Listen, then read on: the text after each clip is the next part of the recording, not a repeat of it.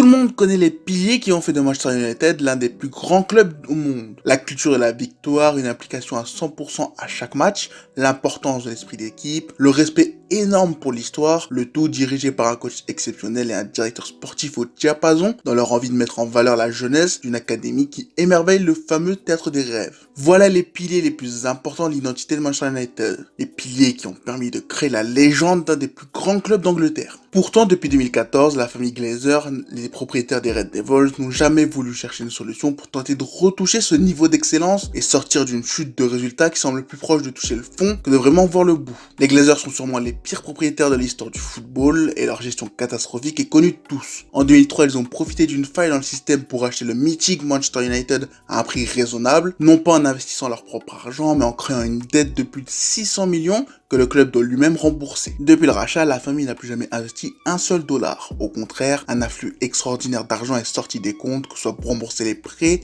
contractés pour le rachat, les énormes taux d'intérêt qui ont augmenté la dette et cerise sur le gâteau, les dividendes servant à rémunérer la famille pour leur excellent travail, évidemment. Une situation catastrophique créée par un banquier d'affaires qui, en plus de ne rien connaître au football, a absolument explosé la masse salariale et les montants de transfert sur des joueurs qui n'avaient rien à faire dans l'effectif. Depuis 2014, tous les piliers qui ont fait le succès passé ont été détruits un à un et l'objectif des Glazers, depuis la fin de l'ère Ferguson, a été de garder le qualif en LDC pour équilibrer les comptes, tout en multipliant les contrats sponsoriques pour toucher le plus d'argent possible. Pourtant, depuis l'après-Covid, qui a fait énormément de mal aux finances, tout semble avoir changé. Woodward a dégagé, un nouveau board a été mis en place, un nouveau coach est arrivé, l'effectif a enfin été renforcé à des postes où il en avait besoin, et surtout par des joueurs demandés par le coach. Des plans pour améliorer un Old Trafford vieillissant ont été mis en place, pour compenser le manque de talent dans l'académie, une politique de recrutement de jeunes prometteurs à poste formé a été créée, et cerise sur le gâteau, les Glazers ont décidé de vendre. Pour les supporters, l'annonce en novembre de la recherche d'un preneur a été comme un cri de libération. Et bizarrement, malgré une situation complexe, Ten Hag aura réussi à répondre aux attentes en remportant un trophée face à Newcastle tout en sécurisant le podium. Une situation quasiment rêvée qui a bien évidemment tourné au cauchemar. Je vous le rappelle, on parle de Manchester United. Lorsque la Rain Bank et Rothschild ont été choisis pour gérer la vente du club, l'idée n'était pas d'accepter un prix raisonnable, mais d'obtenir le maximum possible, quitte à aller chercher bien plus haut que la valeur réelle du club. En utilisant les intérêts divergents du Qatar et d'Ineos, les Glazers réussissent à faire grimper le prix tout en se mettant petit à petit d'accord en interne. Si tout le monde n'est pas pour une vente totale, une partielle des actions tout en restant majoritaire est acceptée. Après de très longues négociations, c'est Ineos et Jim Ratcliffe, l'homme qui n'a ni été capable de maintenir Lausanne en première division suisse, ni maintenir Nice dans les 5 premiers d'une Ligue 1 amorphe, qui se propose pour devenir un actionnaire à 25% de Manchester United. Une situation totalement inversée à ce qui a été annoncé, et au projet de rachat complet du Qatar que beaucoup voyaient comme plus intéressant et déjà acté. Encore une fois, les supporters sont tombés dans le panneau, ils ont été manipulés et la famille a décidé de continuer de traiter le club comme une vache à lait tout en confiant les sportifs à une société qui a déjà montré qu'ils étaient absolument incompétents. Si tu regardes les deux derniers gros mercatos de Manchester United, le problème n'est pas les joueurs signés. La plupart sont révélés ou vont se révéler comme des pièces importantes du jeu de Ten Hag. Non, pour moi il y a 3 problèmes importants. Déjà, le cas Anthony est absolument crucial à analyser pour comprendre l'erreur qui a été commise. Pour sa première demande à son arrivée en Angleterre, l'Ajax a clairement fait comprendre que ce serait soit Anthony, soit le défenseur central Martinez, mais pas les deux. Pour le club néerlandais, l'idée de laisser partir l'Argentin, qui avait déjà une promesse de départ, et de garder Anthony pour faire disparaître l'intérêt sur le Brésilien après 70 millions avait été fixé, et les dirigeants qui comparent ça au prix de Gakpo ont jugé les demandes trop élevées. Le dossier est alors fermé, mais pas définitivement. Avec un début de saison difficile dans le jeu, Ten Hag fait pression et réussit à faire doubler son budget mercato. Un coup incroyable pour lui qui lui permet de réouvrir le dossier Anthony. Problème, le mercato est sur sa fin et l'Ajax n'a pas du tout l'intention de le laisser partir puisqu'il n'y aura pas assez de temps pour le remplacer. Les dirigeants de Manchester United font alors un forcing et dégainent 2 offres autour de 95 millions avec bonus, soit 25 millions de plus que les 70 millions déjà jugés trop cher pour un joueur comme Anthony. Un montant bien évidemment impossible à refuser qui sera accepté, comme bien même son départ il y aura mal l'effectif, évidemment ça créera une crise à l'Ajax. Cette augmentation de budget coûtera sacrément cher quand Ronaldo sera libéré, qu'Anthony n'apportera absolument pas tout ce qu'on avait vu de lui à l'Ajax, et c'était évident, et Martial qui enchaînera les blessures. Au final, Ten Hag sera obligé de chercher une solution en prêt,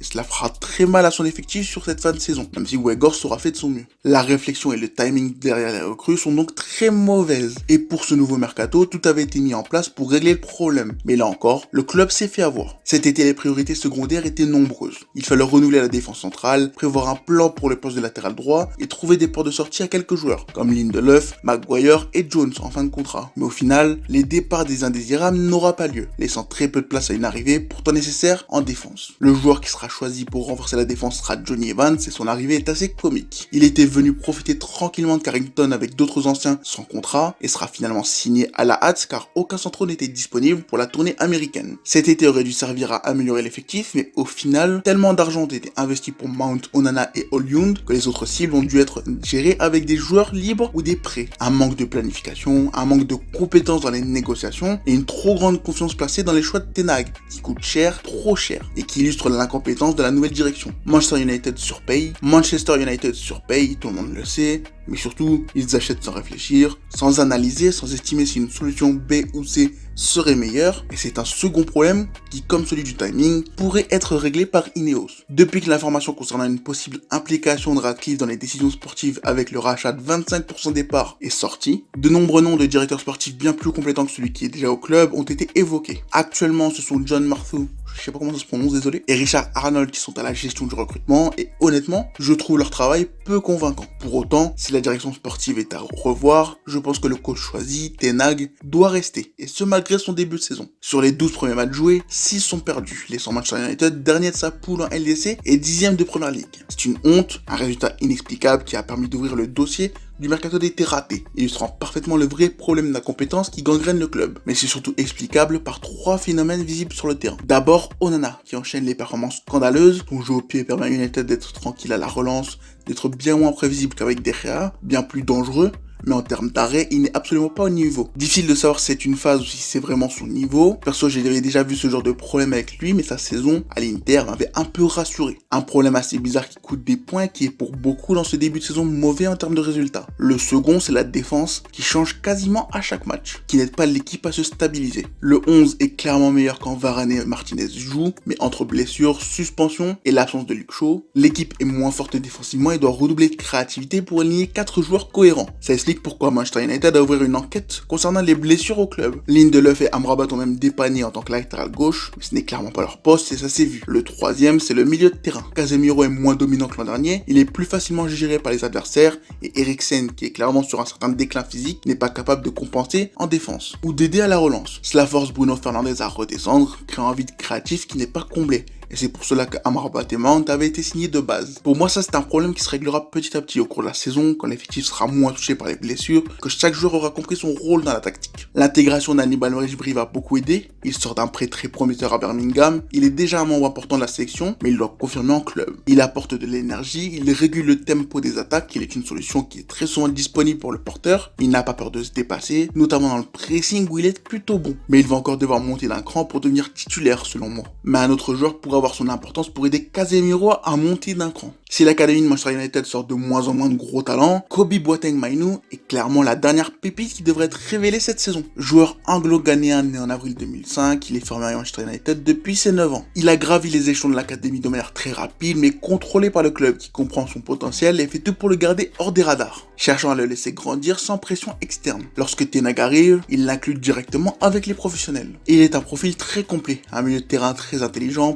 polyvalent, qui excelle sous pression. Un joueur avec une très bonne technique, un toucher de balle et un calme qui le rend absolument intouchable au milieu. Tactiquement, il est en avance. Il aime contrôler le tempo, jouer tranquillement ou accélérer par une prise de balle, en éliminant ou avec une passe longue pour lancer un coéquipier. Défensivement, sa compréhension du jeu le rend très utile. Il n'hésite pas à compenser, à chasser, et son physique déjà bien construit lui permet de gérer les duels, même face à des joueurs plus âgés. Il est clairement la solution au milieu, contre des équipes plus faible, contre les blocs bas. Il est celui qui connaîtra sa première saison en groupe pro comme Garnacho, et j'espère qu'il connaîtra la même ascension. Il peut jouer 6, être une vraie solution pour la relance défaillante du club, être la plateforme de lancement des attaques, mais aussi 8, et aider à la relance tout en jouant plus haut. Utiliser son intelligence du jeu pour exploiter et mettre du tempo avec son jeu rapide, permettant à Bruno de rester à son poste. Un jeune très prometteur, travailleur qui a les faveurs de son coach, et qui durant la pré-saison a profité de son gros temps de jeu pour créer une relation avec Mason Mount. Avec Casemiro déjà sur le déclin, il a clairement la place de s'imposer dans les prochaines années, mais il devra montrer la même évolution et la même envie que Garnacho, mais dans un aspect plus défensif. Je crois beaucoup en lui,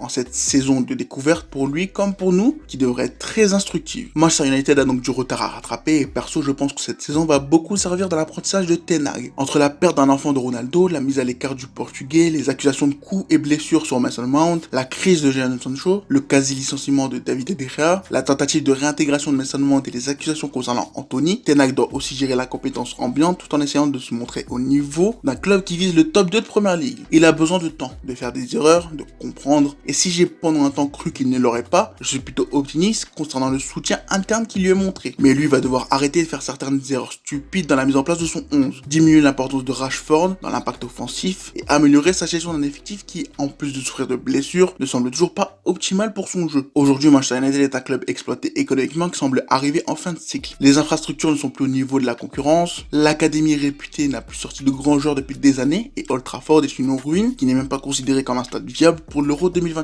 Une rénovation immense est nécessaire, mais les Glazers qui n'ont jamais investi de leur vie dans le club ne sont pas prêts à le faire aujourd'hui. Cela explique sûrement en partie pourquoi une vente a été discutée et pourquoi la valeur du club a été boostée pour faire surpayer les 25% qu'Ineos devait racheter. Pourtant, même en rachetant des parts, tu sais que l'argent va aller dans les poches des Glazers et non dans ceux du club. Depuis avril, des sociétés ont été contactées pour rénover le stade, mais si aux États-Unis, leur club de baseball avait réussi à inclure le prix du stade dans les taxes locales, il sera très intéressant de voir comment ils vont réussir à financer un tel chantier, alors que la dette de l'équipe n'a jamais été aussi haute, tapant quasiment les 800 millions. Pour moi, une crise sans précédent pourrait frapper le club si Ineos, qui après l'échec lausanne-nice s'implique dans la gestion sportive déjà calamiteuse des Glazers, et de leur ami au board. Puisque oui, ils ne sont pas là parce qu'ils sont compétents, mais parce qu'ils ont été là quand les Glazers en avaient besoin. Perso, j'y vois Manchester United au bord du gouffre. Et franchement, j'espère pour tous les supporters que mon analyse plutôt pessimiste l'est vraiment. Qu'est-ce que tu en penses toi de la situation? À quelle place tu vois Manchester United finir cette saison qui a mal commencé? Je te laisse le dire en dessous et merci.